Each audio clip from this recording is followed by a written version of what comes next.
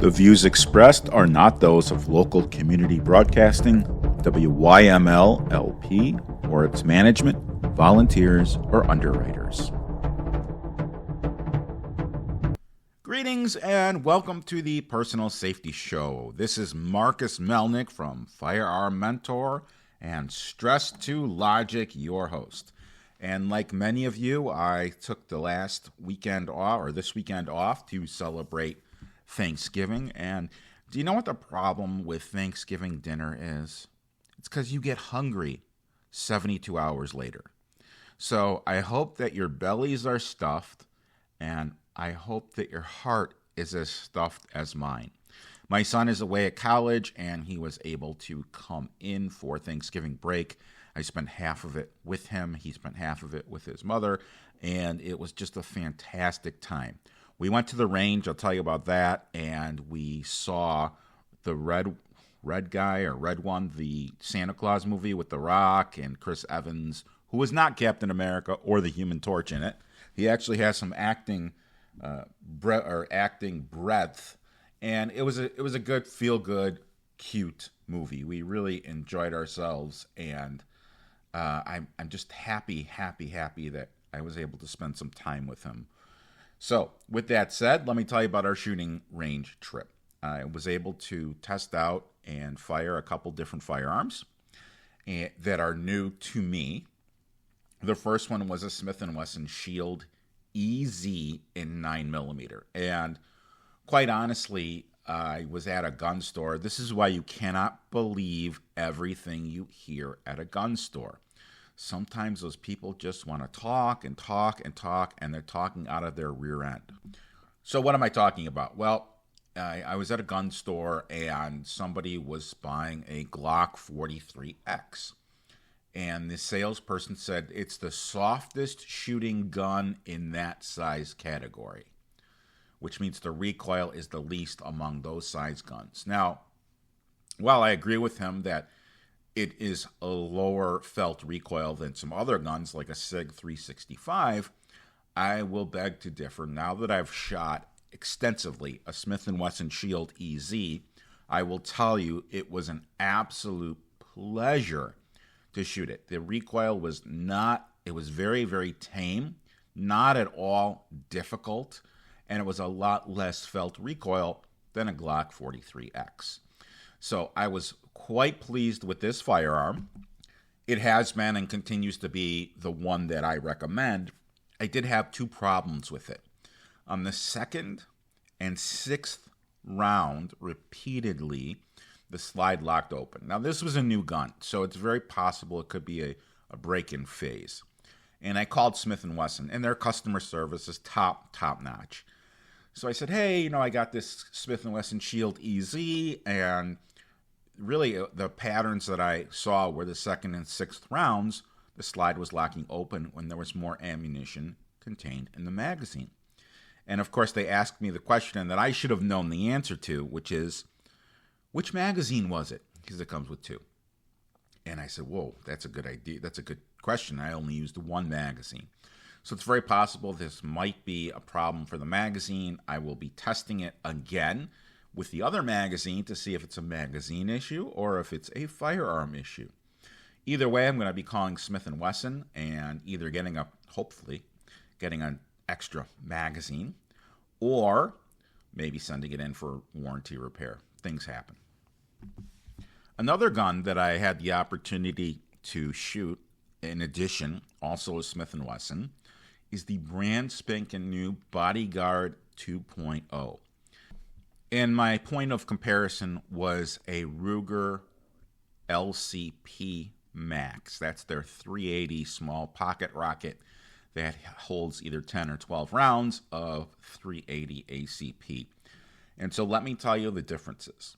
There is a design flaw in the Ruger in that you cannot load in a new magazine and effectively rack the slide if the slide is already closed.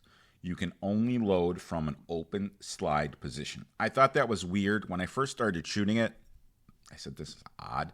Why does it keep jamming upon my first round? And I didn't even shoot it. I just would rack the slide and and all of a sudden I'd get a jam almost every time. So I called Ruger. Again, top-notch customer service, great company. They said, oh, you have to put in the magazine with the slide locked open already so that it will properly seat. Now, in a self-defense situation, if one runs out of ammo and they reinsert a new magazine, the slide is already going to be locked back. So that's not actually an issue.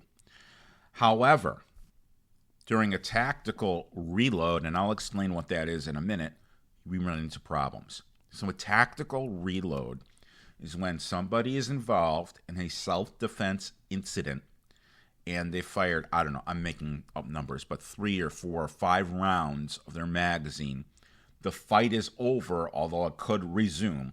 So what you do is you swap out for a new magazine. Now, that could be problematic, but it's not the end of the world. It's definitely workable. The Smith & Wesson does not share that flaw or feature or whatever you want to call it. You can rack it from an open position. You can rack it from a closed position.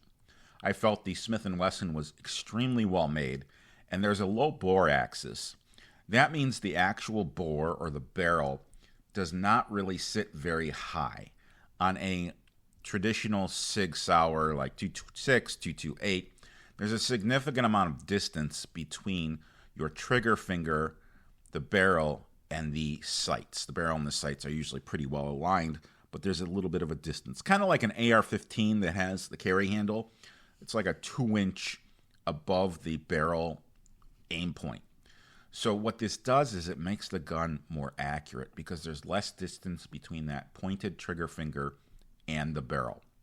It also impacts recoil, and this is how it impacts recoil. If you're firing a very small firearm, the firearm is going to go in the opposite direction of the rifling. So in other words, if the rifling twists left, your gun is going to go up and to the right if you're shooting it one-handed or weak-handed, and it will go up to the right.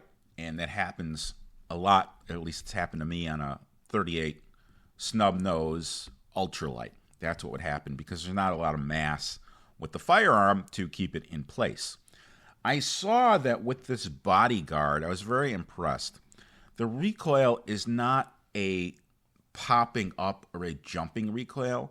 Because that bore axis is so low, the recoil comes straight back at the shooter. It is much more manageable, much quicker in between shots. So that wins out.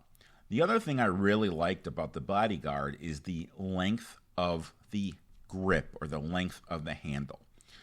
I've shot guns like the Sig Sauer P365, where I've put in the magazine and the bottom part or the meaty part of my palm gets pinched in between the grip and the magazine, and then you get a blood blister, and it's not fun. Now, in a self-defense incident, that's not going to matter because you're going to have adrenaline flowing, and even if you get a little injury, you're really not going to feel it. But who wants a paper cut?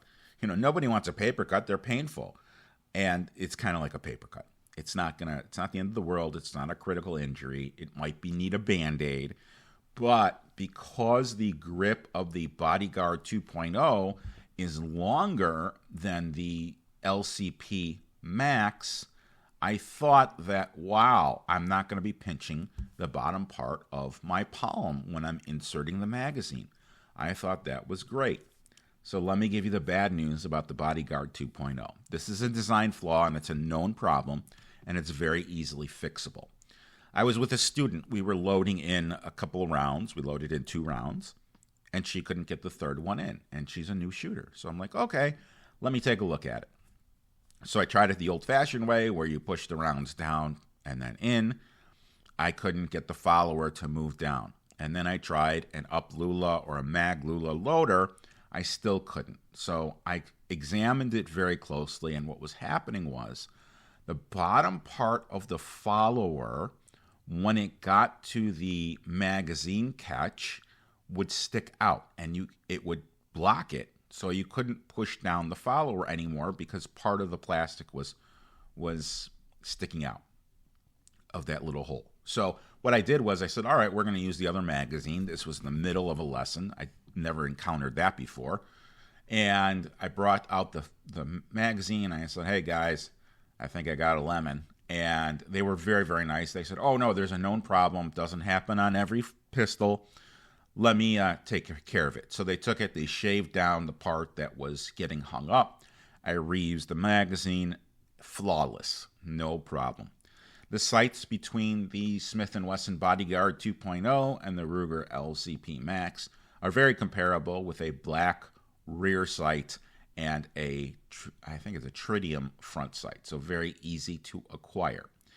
I did try to order a TGH, or a trigger guard holster, for it, which is a little piece of plastic with a lanyard. You snap over the trigger guard and nothing can get into it. So for people that like to pocket carry, nothing, no change, no lipstick, no chapstick, no keys are going to get into that trigger guard and set the firearm off in one's pocket. So it's a holster with a lanyard, and you're supposed to tie the lanyard to your belt or your belt loop so that when you pull the firearm out of your pocket, it automatically yanks on that trigger guard holster, popping it off. Now, I can't do that, because if I did do that, my pants would fall down and then the assailant would die from laughter.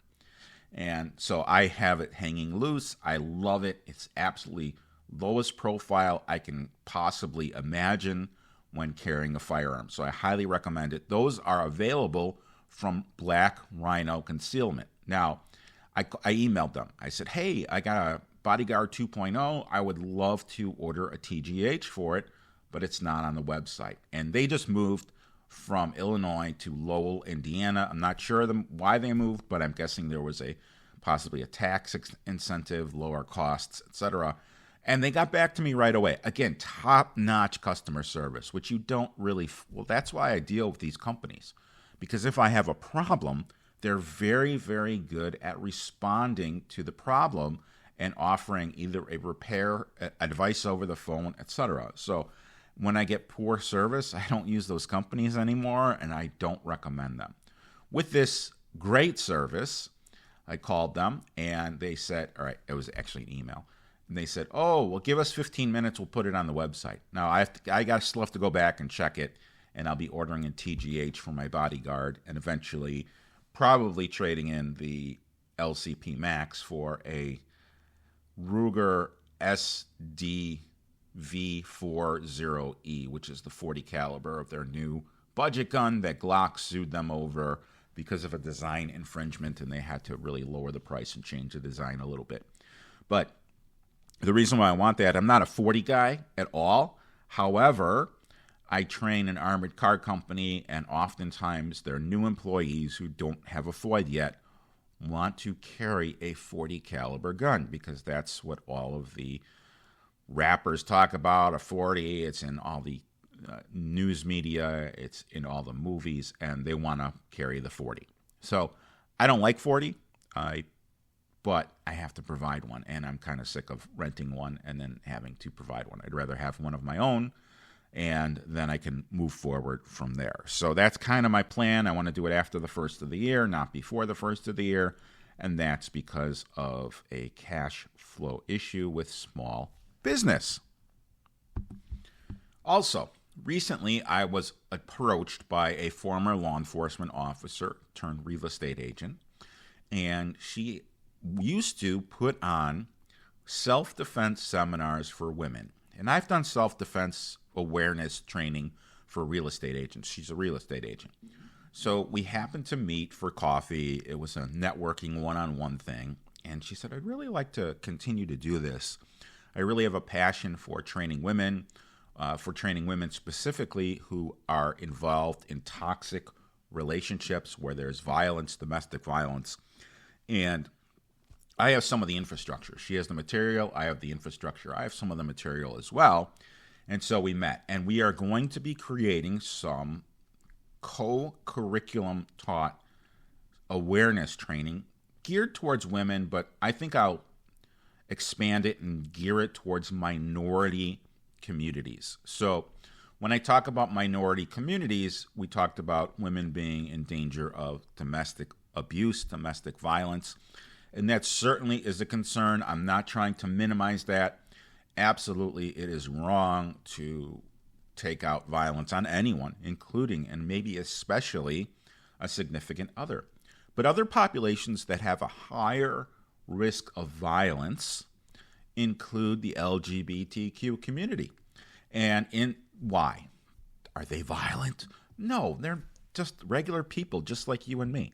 But they're accosted a lot. You've heard of the Pulse nightclub shooting in Florida. There are all sorts of hatred going on for these people. And quite honestly, the way that I feel about the LGBTQ community is I don't care if you're LGBTQ, if you're straight, if you're gender fluid, if you're whatever you are, if you want to be a dog, a cat, a horse, a male to female, a female to male, I don't care. It doesn't matter. What am I judging you on? Hey, we're humans. We all judge each other. Are you a nice person or are you a jerk? If you're a jerk, I want nothing to do with you. But if you're a regular person who is in need of firearms training and you're African American, you're Asian, there was a lot of Asian hate with the pandemic because people were, quote, blaming China, and anyone who had an Asian look was grouped into that, whether they were Chinese or not. Chinese, Korean, Japanese, Filipino, all these Asian different nationalities were grouped in with China. Not fair. They faced a lot of discrimination, and it was horrible. And you know who's facing the hatred and discrimination today? My people. What does that mean? I'm Jewish. So what that means is there is a ton of anti-Semitism. I mean, look, the National Criminal Court just issued an arrest warrant, and you can disagree with me, and that's fine, for Benjamin Netanyahu. And Benjamin Netanyahu, when I'm getting on my soapbox here, he is part of Israel defending themselves from unprovoked attacks. And guess what? You rattled the cage. You know, you mess with the bull, you get the horns. And so that's what's going on, this war in Israel. Now, no one's called for the arrest of Putin, of Zelensky, of any of the other wars. So what the heck is going on here? How are we unfairly saying Netanyahu is guilty of a crime, whereas Putin or anywhere else in the world is not? Idi Amin, I mean, that's back in the day. But come on, get consistent. If you're going to prosecute people for actions as opposed to background, then you need to focus on everybody who's doing the exact same actions. Period. The end. Otherwise, it is perceived correctly or incorrectly, I don't care, but it's perceived as anti-Semitism. And there have been cities in the United States that have said, we will arrest Netanyahu if he comes into our town. What?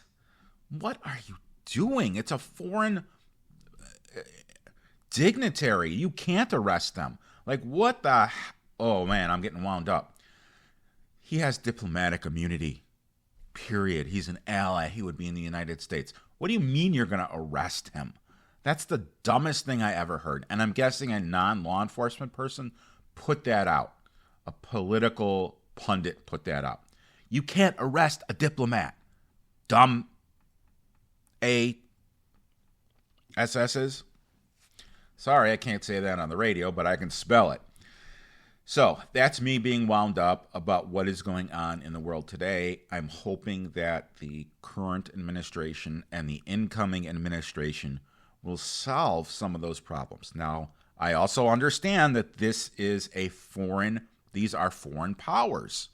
We have influence, but we can't tell them what to do. We can't tell Israel to stop bombing. We certainly can't tell terrorists, Al-Qaeda, Hamas, Hezbollah, hey, stop sending rockets. You think they're going to listen to us? They're a foreign power, and they might not, Hezbollah and Hamas and Al-Qaeda aren't actually nations, but they're backed by nations.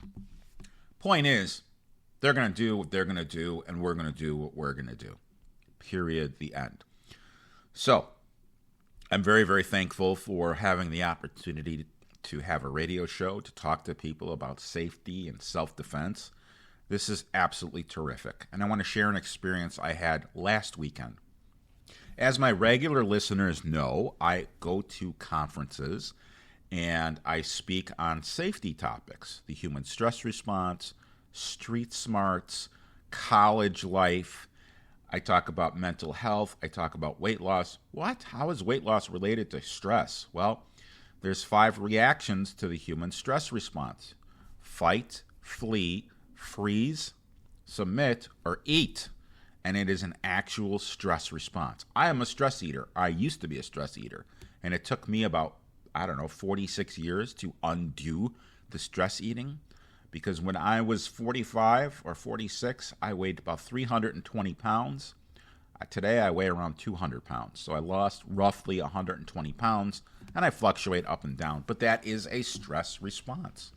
You've heard of the freshman 15. Well, the freshman 15 are the 15 pounds, sometimes the freshman 50 pounds that are added on when a student goes away to college. It's a real thing. There's stressors of college. There's stressors of not having a structure. Like you don't have to go to school from 8 a.m. to 3 p.m. You don't have your parents. It's like you have so much more free time, and people eat. So in any event, last weekend, I was at the APCA, American College Planners Association conference in Lincolnshire, Illinois, and I presented a keynote on the human stress response and how to overcome it for college students. It was absolutely fantastic. There were about 60 different schools there, mostly from the Midwest and Washington State. I know we jumped over part of the country. I don't know why, Washington State in particular, but it was an absolute fantastic time.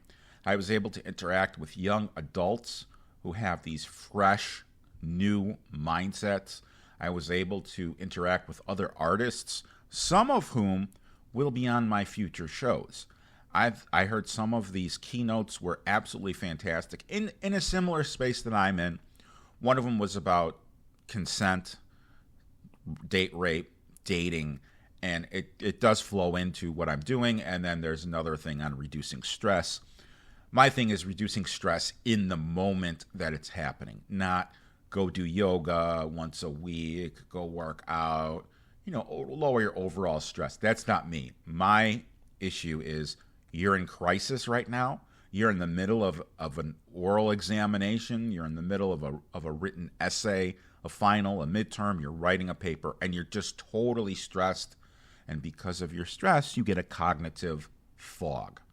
Well, I teach you how to eliminate that cognitive flaw. And if you're interested, I do have on my website a book called Overcoming the Hot Stress Mess. And that book is available at www.firearmmentor.com/swag, SWAG. I have t-shirts there. I've got a little bit of swag, branded swag, and then I've got the 3 books that I've written. One of them I just told you about. The other one is entitled Handguns, The Adventure into Shooting Sports. And the third one is called The Opposite of Safe, which talks about mass shootings, what happens to human stress response, and how to survive a mass shooting. All of these things make phenomenal stocking stuffers. So please go to the website, firearmmentor.com/swag, and pick out for your safety lover, your gun lover, even your non-gun lover, because the whole stress book has nothing to do with firearms. But these make great stocking stuffers, and I'm giving them away also as presents. Not just only that, but that's going to be part of presents that I'm giving away this holiday season. I want my listeners to know that this is my dream, teaching people about safety. If it weren't for you, if it weren't for my listeners, I couldn't live my dream. So on behalf of my family and myself, I want to thank each and every one of you for allowing me to live my dream. And I also want to continue to live my dream, and I'm excited to continue to spread the word of safety. Recently, I began a new service as a conference keynote speaker. So if anyone would like for me to speak at future events, or if anyone knows of an introduction or would like to discuss how we can work with one another, I'd love to do just that.